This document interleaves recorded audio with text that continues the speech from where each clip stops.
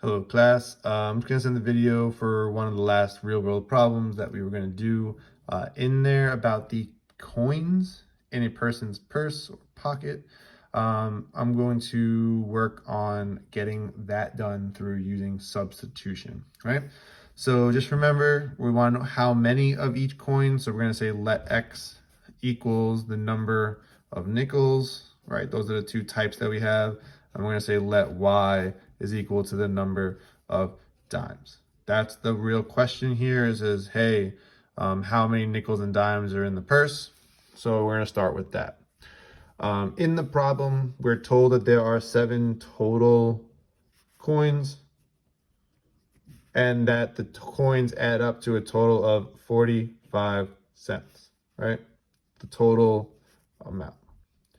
So these two totals are really important in terms of creating equations. We've talked about that before. But let's start with this one, the 7 total coins, right? I know I have 7 coins. It's made up the total number of nickels plus the total number of dimes. That's why we get 7 is equal to X plus Y. This equation is useful because our coefficients are 1, so it's probably the one that we manipulate. That's equation 1. Equation 2 is going to be involving with the total amount, right? So I know that I have a total of 45 cents. Remember, all 7 coins make up 45 cents. That's really important. We also know that we have X nickels. We need to know how much each nickel is worth. 0.05, right? 5 cents. And we're also going to add that quantity to the total price of the dimes, which we have Y dimes at 10 cents each. So that right there is going to be our 2 equations. If you notice this second one, lots of decimals, very, very ugly. Let's not manipulate that one. We're going to take this first one and make it into Y equals. Most of us will do that anyway, make it into Y equals, because that's what we're comfortable with because of the slope intercept form.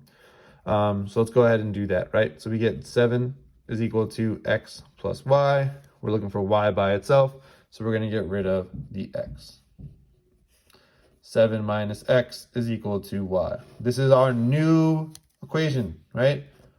We no longer will use 7 plus X plus Y, equals X plus Y. We're not going to use that. We're going to use this one now. It's easier. It's better.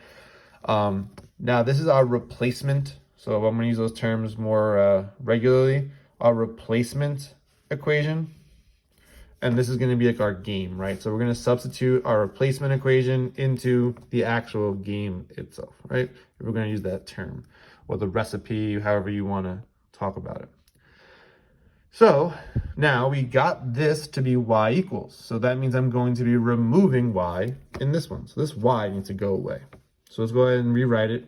0.45, which is the total amount of all the coins, is equal to 5 cents for every nickel plus 10 cents for every dime. But instead of writing dimes, we're going to write it as 7 coins minus the number of nickels. And now that gives me one equation with only one variable. I only have X. That's actually really important because now I can solve. So remember, step 1, obviously write the equations. Step 2, choose one to be manipulated into Y equals or X equals. We chose the one with the coefficients of 1. Easy math. Gets Y equals 7 minus X. Once you get that equation, this is where substitution occurs. You substitute for Y all of that other expression that's equal to Y. So we're going to get rid of Y and put 7 minus X. Boom, that's what happens here. Now, all we're going to do is solve. We're going to simplify the right-hand side and then solve for X, because all we have is X left.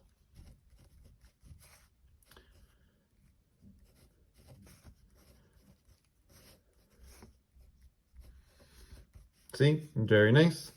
Now we're going to take our 2 like terms, our 2 X terms. Remember, it's 0.05 and negative 0.1. So this is going to be negative 0.05X.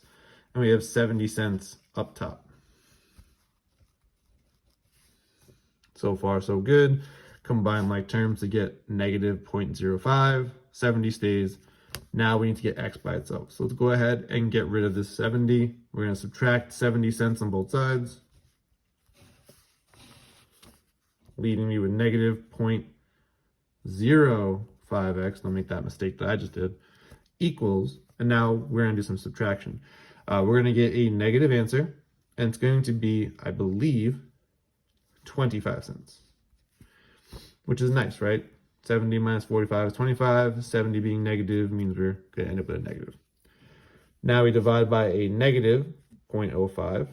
That's just getting rid of the price of a nickel. So basically, if I have 25 cents and every nickel is 5 cents, that's what I'm doing here. I'm trying to find out how many nickels it takes to get 25 cents. And the answer is 5. 5 nickels is equal to 25 cents.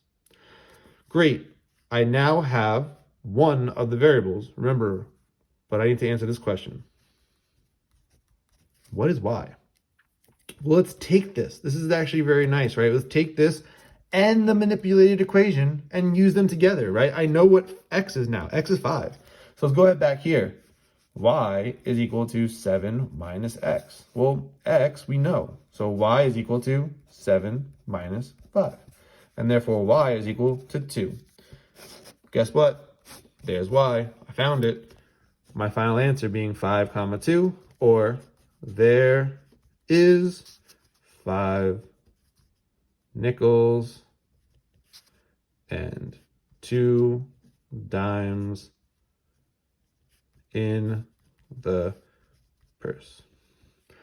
I hope this helped. Give you a nice little broader view of everything that I've done, right? As you guys can see, it's a lot of moving parts, but in fact, it is very algebra heavy. So it does take a little bit of time to get through a problem, about 6 minutes, close to 7, but it is very easy to do. Practice will make perfect on this one. The next time we talk, we'll be talking about elimination, which may be maybe your favorite method. We'll find out. All right, guys, I'll see you soon.